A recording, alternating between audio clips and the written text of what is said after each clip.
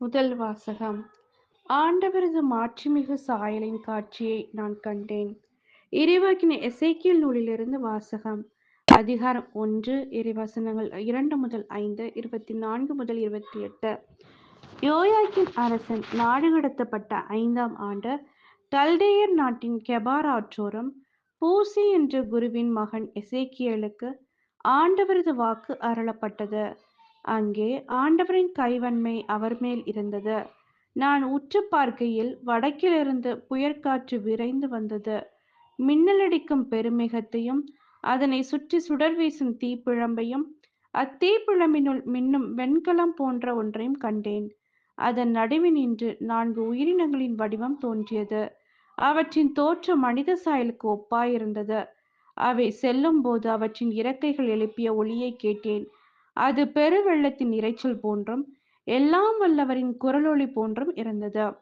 அவை இயங்கும் போது ஏற்படும் இரைச்சலின் ஒலி ஓர் போர்ப்படையின் இரைச்சலை ஒத்த ஆரவாரமாக இருந்தது.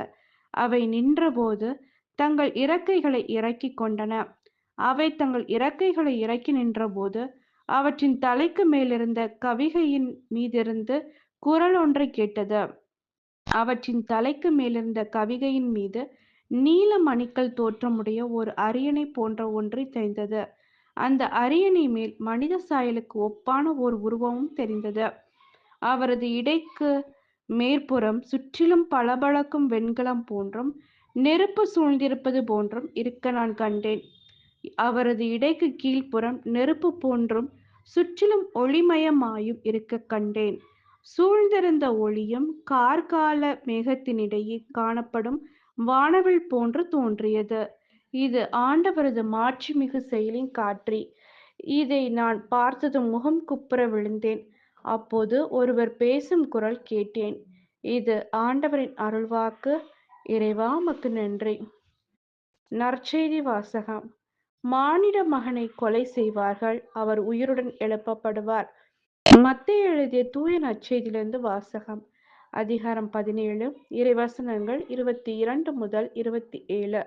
அக்காலத்தில் கலிலேயாவில் சீடர்கள் ஒன்று திரண்டிருக்கும் போது இயேசு அவர்களிடம், மானிட மகன் மக்களின் கையில் ஒப்புவிக்கப்பட இருக்கிறார். அவர்கள் அவரை கொலை செய்வார்கள். ஆனால் அவர் 3ஆம் நாள் உயிருடன் எழுப்பப்படுவார் என்றார்.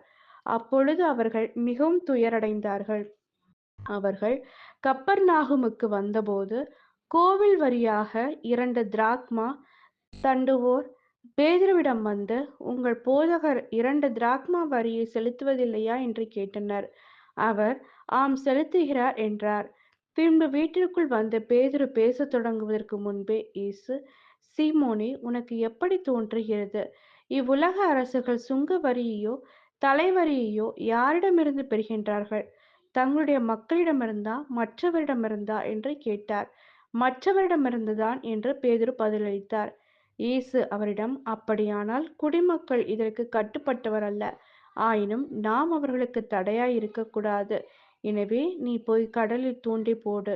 முதலில் அகப்படும் மீனை எடுத்து அதன் வாயை திறந்து பார்த்தால் ஸ்தாத்தோர் நாணயத்தை காண்பாய். அதை எடுத்து உன் சார்பாகவும் என் சார்பாகவும் அவர்களிடம் செலுத்து என்றார்.